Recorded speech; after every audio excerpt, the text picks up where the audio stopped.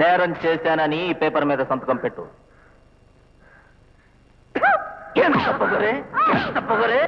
Sorry Chandram, ఏ ఇంట్లో Krishnaveni arrest అయిందో ఆ ఇల్లు ఆవిడ పేరు రిజిస్టర్ అయి ఉంది. ఈ పరిస్థితిలో నేనేం చేయలేను. బాబు దాన్ని చంపారు. బాబు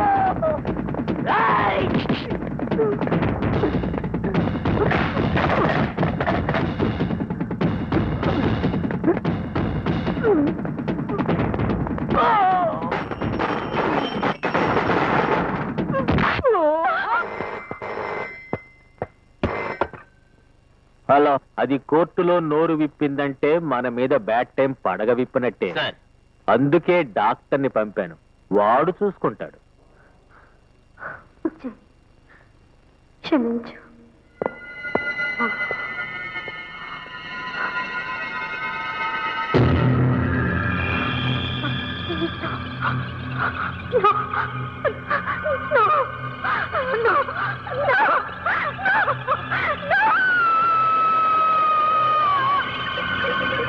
కోర్టులో జడ్జి గారి పేరు అడిగినా నోరు విప్పలేదు. నీ పేరు?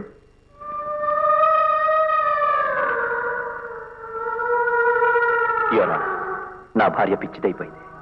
దానికింత డబ్బు పిచ్చుందని నాకు తెలియదు. ఆశతో డబ్బు దొంగతనం చేసింది కానీ అనుభవించలేదు. ఇదంతా డ్రామా.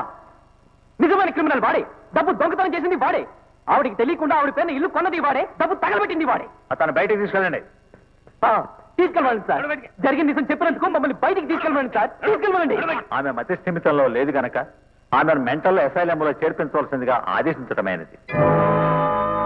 ఒకరోజు మీ నాయనమ్మ పిచ్చాసుపత్రి క్యారేజ్ తీసుకెళ్ళింది. అలా వెళ్ళిన ఆవిడ తిరిగి రాలేదు.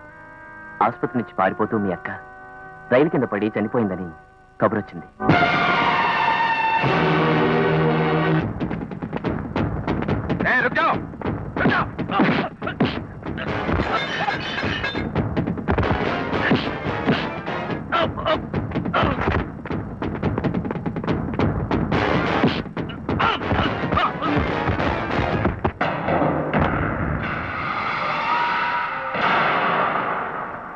అరే ఉజ్జయిని, వచ్చేసావా?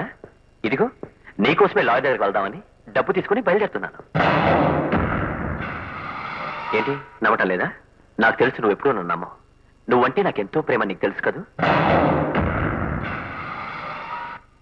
అందరూ మీ ఆవిడ చచ్చిపోయింది కదా, మళ్ళీ పెళ్లి చేసుకో అంటే ఉజ్జయిని విడుదలవుతుంది. తన అభిప్రాయం కూడా కనుక్కొని, అదే మీ అక్క నన్ను ఎంత అన్పాపులర్ చేసిందో నీకు తెలియదు. మన ఫ్యామిలీ పరువు తీసింది. దొంగతనం చేసి పోలీసులు తీసుకెళ్లి స్టేషన్లో పెట్టి. మా అక్క దొంగ అయితే నీ ఇంటి ముందు అంత ఖరీదైన కారు ఎలా వచ్చిందిరా? మా అక్క దొంగ అయితే నువ్వు మేడల మీద మేడలు ఎలా కొన్నావురా? నిందతో చనిపోయిన మా అక్క ఆత్మకు శాంతి కలిగించాలంటే నీ పేగులు తెంచి కొన ఊపిరితో ఉన్న నిన్ను పోలీస్ స్టేషన్ కి తీసుకెళ్లి మా అక్క నిర్దోషని నీ చేత మరణ వాంగ్మూలం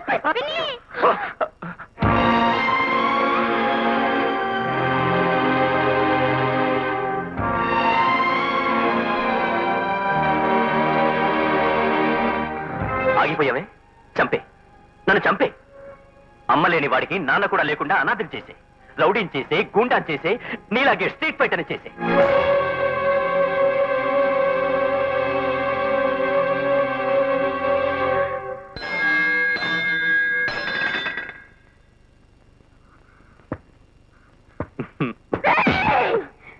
నిన్ను వదిలేస్తున్నానని నువ్వు సంబరపడిపోతున్నావేమో. నువ్వు ముగింపు. చదరంగంలో నిన్ను పావులా వాడుకున్న ఆ కనకరాజు గారితో ఆరంభం.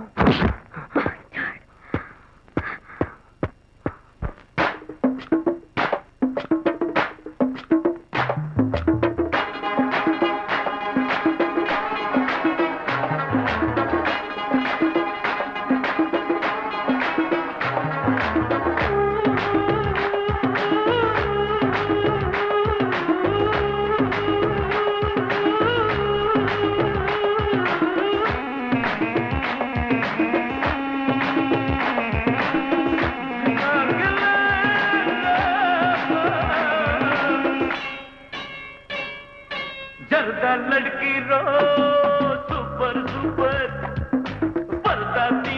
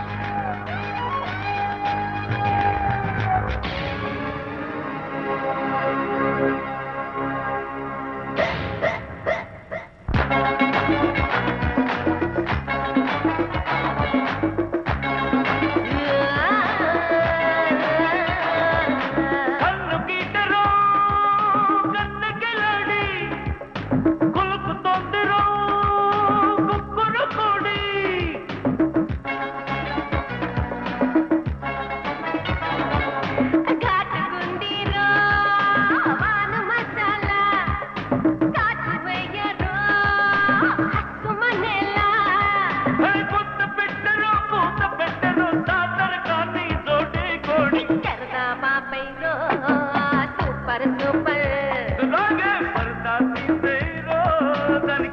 సూపర్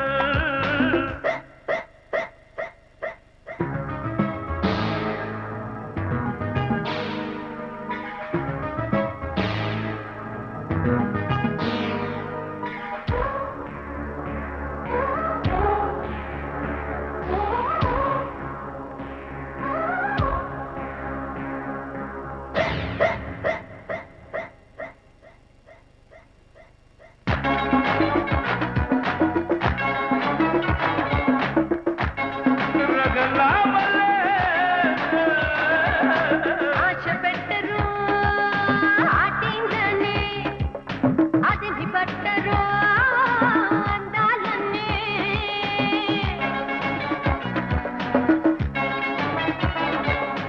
పచ్చిపోతుతో పచ్చని పడి రెచ్చగొట్టరు వెచ్చని నాడి ఇచ్చుకుందుకే వచ్చి ఉంటది పచ్చిక చేసే ముచ్చటలాడి జగడాలడికి రో సూపర్ సూపర్ వరిలో దింపెహిరో అంటూ దీపో బాబాయ్లో ఎన్ని షేపులో మారే వాయరు చెరిదా పాపైరో సూపర్ సూపర్ ఆహే పరదా తీసేరో దానికి సూపర్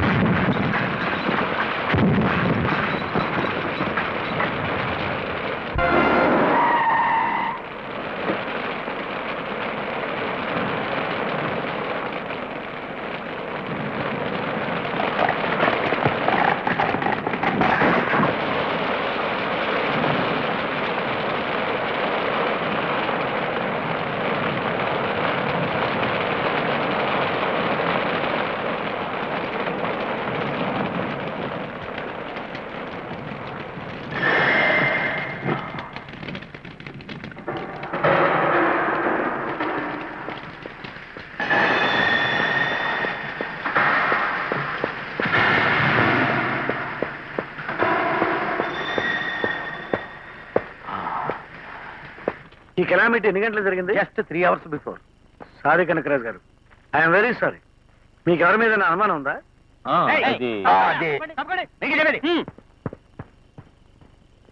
ఇతను ఏదో చూసాడట సార్. చెప్పో. నమస్కారం సార్. ఏం చూశాను? ఎర్ర సైన్యం సినిమా చూసి వస్తుంటేనండి ఆ ఫ్యాక్టరీ నుంచి భయంకరమైన శబ్దాలు వినపడ్డాయండి. నమస్కారం సార్. ఏంటని దగ్గరికి వెళ్ళి చూశానండి, ఫ్యాక్టరీ మండిపోతుందండి. 4 మనుషులు ఫెన్సింగ్ దూకి పారిపోతున్నారండి. వాళ్ళని పట్టుకుందామని నేను వాళ్ళ వెనకే పరిగెత్తానండి. వాళ్ళు నాకు అందలేదు సార్. ఒకవేళ వాళ్ళు నాకు అందిన పట్టుకున్నాను కాదండి, ఎందుకంటే వాళ్ళ చేతిలో కత్తుల గొడ్డలు ఉన్నాయి సార్. కానీ ఒకటి మాత్రం ఖచ్చితంగా చెప్పగలను సార్, వాళ్ళు 4 ఎర్ర చొక్కాలు వేసుకున్నారు సార్. సార్, ఇదేదో లోగడ మనం చెప్పిన స్టోరీ లాగే ఉంది. కరెక్ట్ గా చెప్పు. శబ్దం ఢామ్మని వినిపించిందా, దబ్బని వినిపించిందా? ఢామని వినిపించింది సార్. విన్నావుగా, ఢామ్మని శబ్దం వస్తే ఎర్ర చొక్కాలు పేల్చినట్టు, దబ్బని శబ్దం వస్తే నేచురల్ గా కూలిపోయినట్టు. ఢామో దబ్బో. ఇప్పుడు మా అయ్యగారికి జరిగిన నష్టాన్ని ఎవరు గురుస్తారంట? ఇన్సూరెన్స్ కంపెనీ వాళ్ళు ఫ్యాక్టరీని ఇన్సూర్ చేశారు కదా, అప్లై చేసుకోండి. కమాన్. సరే, వెంటనే ఇన్సూరెన్స్ క్లెయిమ్ చేయి. మీరు కోపం తెచ్చుకోనంటే ఒక చిన్న విషయం అండి. ఏంటి కొంపతీసి ప్రీమియం గాని కట్టలేదా? మీరు భలే కనిపెట్టేశారండి. నిజంగా కట్టలేదు. వీడిని చంపితే మీకే వస్తుందండి, ఇంకో ప్రమాదంలో ఇరుక్కుంటారు. మీకెందుకు, రేపు పొద్దున్నే ఇన్సూరెన్స్ ఆఫీస్కి వెళ్ళి లంచం తీసుకెళ్లి మొహం మీద కొట్టి వెనక డేట్ వేసి ప్రీమియం రసీదు తీసుకుందాం. ఇన్సూరెన్స్ చూసుకుంటాను కదా.